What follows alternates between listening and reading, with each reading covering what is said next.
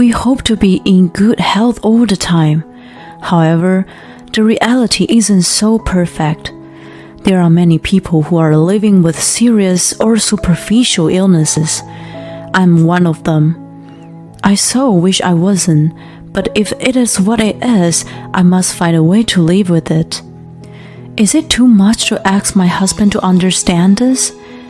My name is Sally. I'm a 29 years old working wife. It's been 3 years since my husband Tom and I got married. I suppose we still have a good relationship, except on one thing. Hey, Sally, wake up! I opened my eyes to the shaking of my body. I saw the face of Tom right in front of me. Oh, what happened? You fainted all of a sudden. My head was still spinning as I tried to pull myself up. Again. I was unruffled. I have low blood pressure and deal with cerebral anemia. It can happen even while I'm cooking on my feet, so I'm usually extra careful when the stove is on. I try to remember what I was doing and saw potatoes. Oh yeah, I was peeling potatoes. I felt a cold sweat at the thought of having symptoms while holding on the knife. I got freaked out by the loud noise and came to find you on the floor. What the heck are you doing? Shouldn't he have been more concerned? Tom never understood the symptoms of cerebral anemia. Even thought I tried to explain to him numerous times. Not only he could care less, but he looked annoyed. I didn't ask him to over-worry, but a little bit of concern from his side would have been nice. Did I expect too much? I met him at work. We didn't have a whirlwind romance, but we were passionate in love. Was it normal to change after marriage? We started dating. Because of my disorder in the first place, I felt dizzy and nauseous while I was chatting with my colleague and passed out in the office. Tom came to my rescue, which was the start of our romance. He stopped taking care of me after the marriage. On the contrary, his attitude changed drastically. If you assume cerebral anemia is not a big deal, I can't argue. Tom thought it was just anemia and ordered me to take more iron supplements and eat more liver. He didn't care if there were different types of anemia. I had come to the realization that he wouldn't have listened even if I explained it. I no longer minded that he wasn't worried about me, but he seemed disgruntled. I lost my appetite. I'm going out. Why? It'd be ready soon. I don't want to eat anything cooked by someone who feeds just peeling potatoes. I feel more nauseated than you. I'm leaving. Wait, he left me pleading. I sighed, staring at the potatoes. It was a usual occurrence. He came up with an excuse to go out whenever I had symptoms and didn't come back for hours. I thought he was taking extra time to come back on that day, but he shockingly stayed out until the next morning. It wasn't just going out, was it? I felt anxiety. One day, Tom mentioned there was something to tell me. What is it?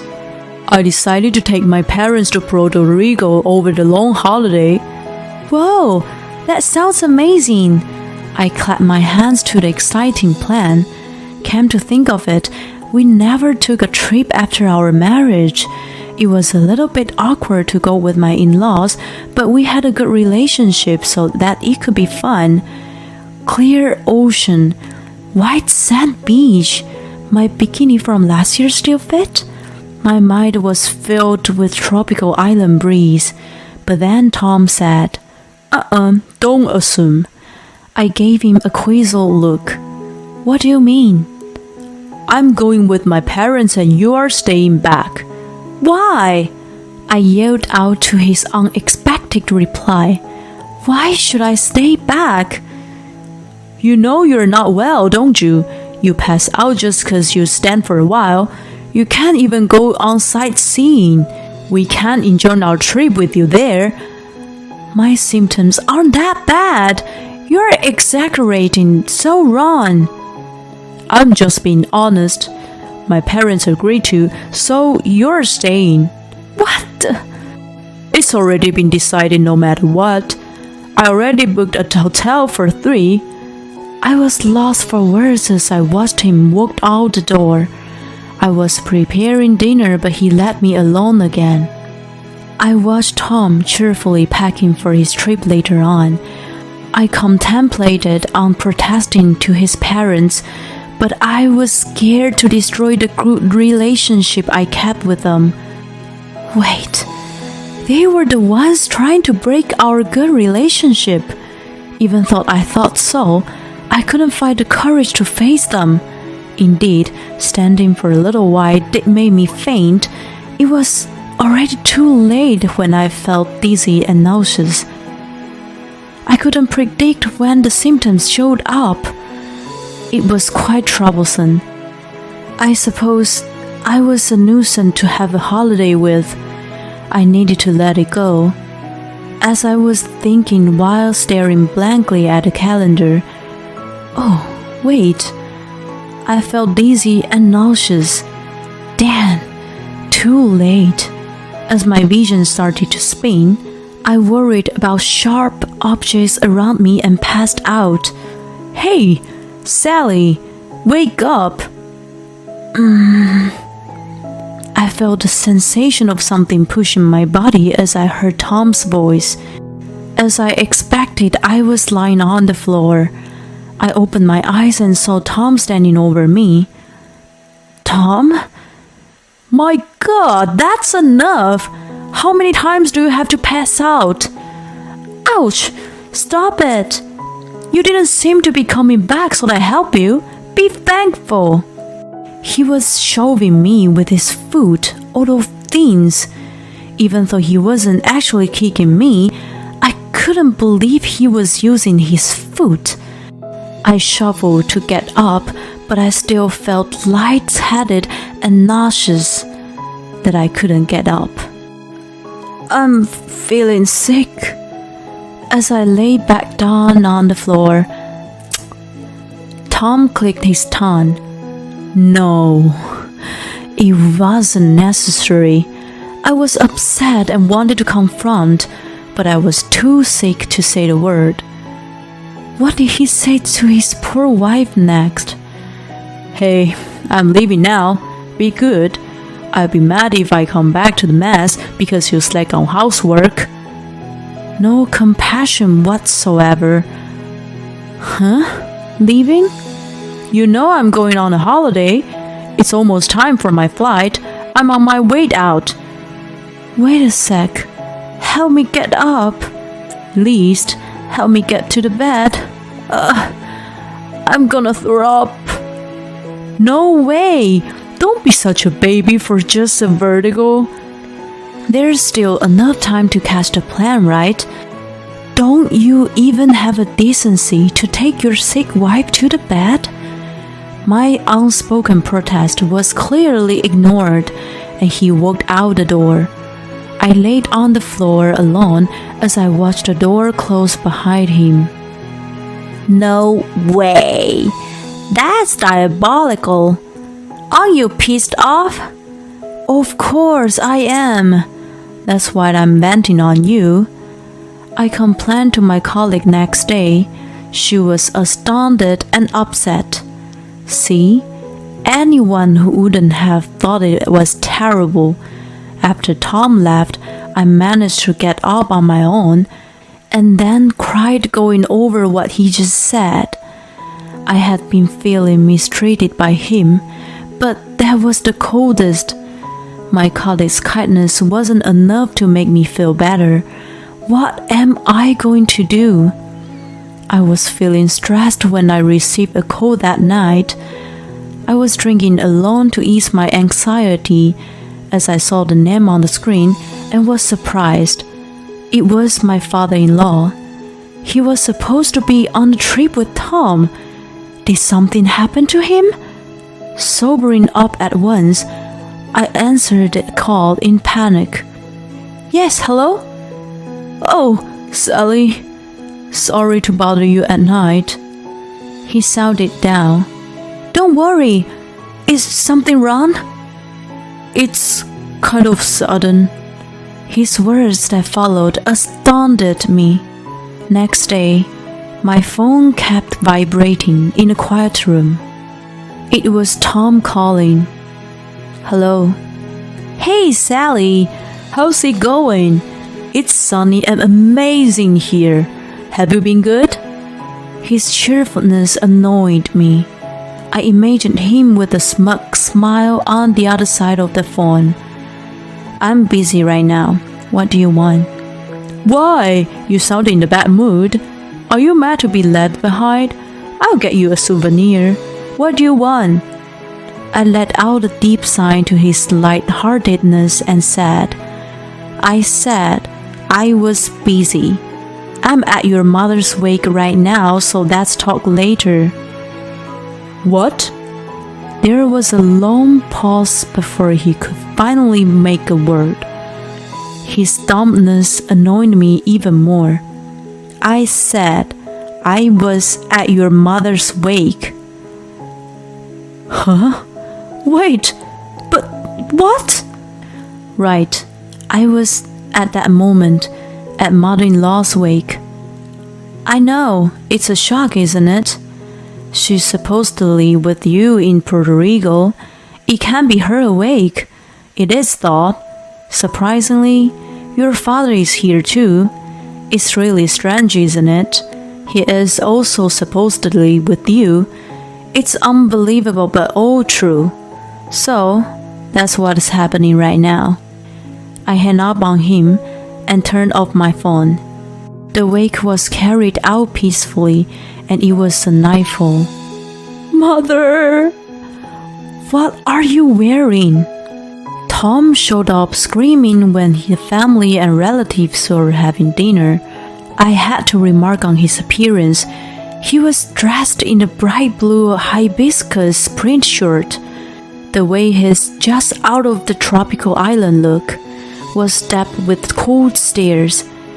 Why would you come to your mother's wake dressed like that? What? Oh, well, I came right from the airport.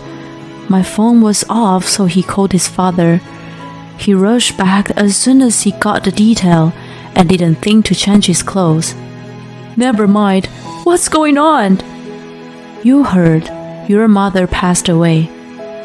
It was last night. My father-in-law, who was supposedly on the trip with Tom, called me. Oh, Sally, sorry to bother you at night, he continued to say. It's kind of sudden, but my wife just passed away. I dropped my beer from the shock.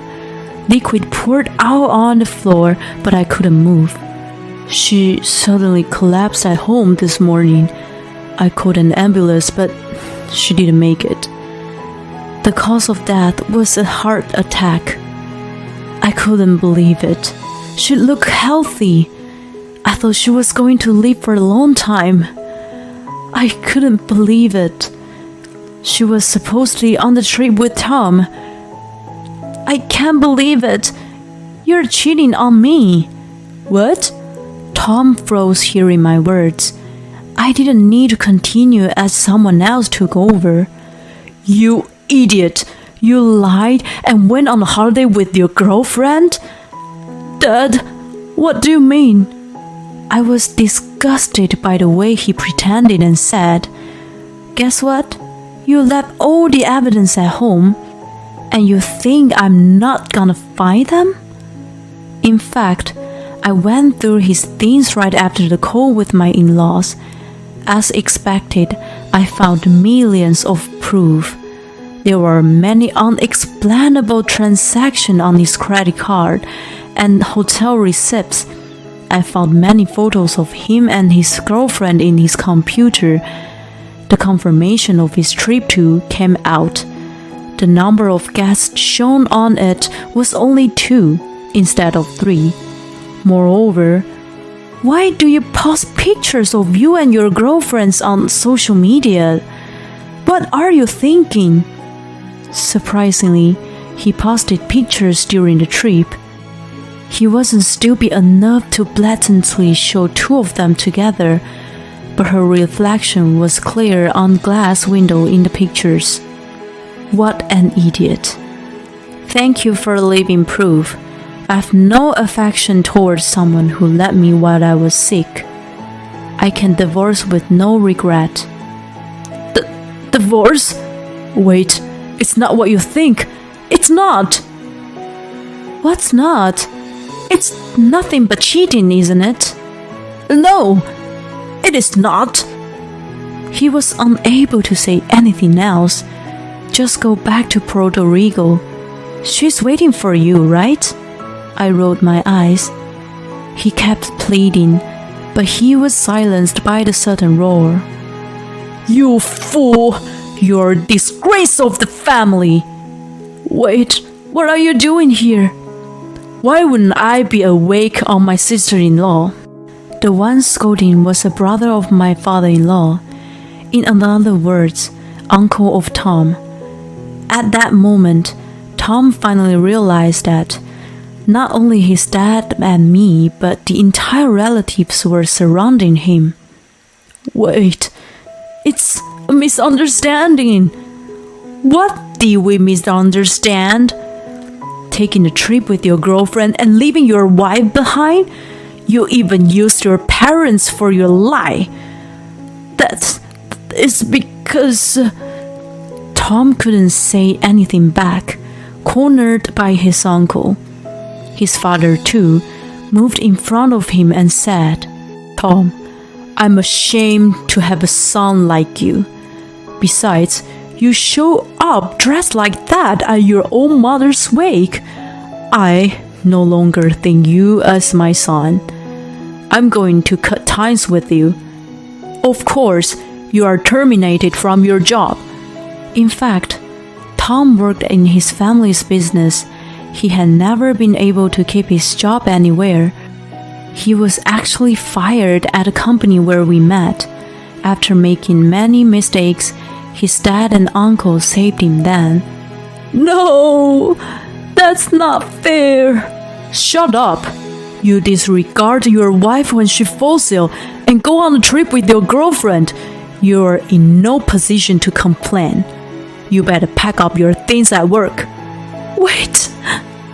Tom, wearing a cheerful hibiscus shirt and turning white in panic, looked like a scene from the comedy, but that wasn't it.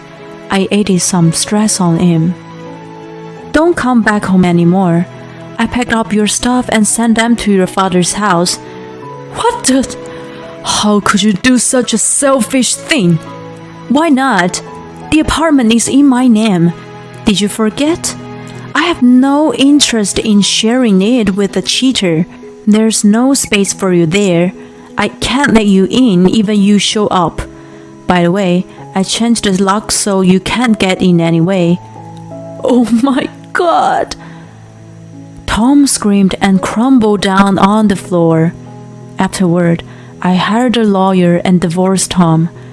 I got a large sum of alimony from him, as well as compensation from his girlfriend. The girlfriend, who had never imagined to be charged, was fed up with upless Tom and they broke up. He had been spending a large amount of money on her, but after losing a job, he was unable to pay off his credit card debt. He loaned from his father and uncle at the end. His father didn't allow him to move back in, so he is now living in a tiny, shabby apartment. His uncle managed to find him a job so that he could pay back his loan, but I hear the job is physically demanding. Sally, help me! I'm gonna collapse from exhaustion, he lamented over the phone. Really? If you collapse, I'll take a trip to Puerto Rico then, I replied. I laughed at Tom, who was stunned and hung up on him. Don't know what happened to him afterward as I block him, but I assume he doesn't have a pleasant life. Years later, I met someone new. He is into wellness and understands my disorder. It might be for him. I've been experiencing less symptoms lately. Perhaps peace of mind is the best treatment. Seeing an embarrassed expression as he held out a ring to me, I'm excited by the prospect of a happy future.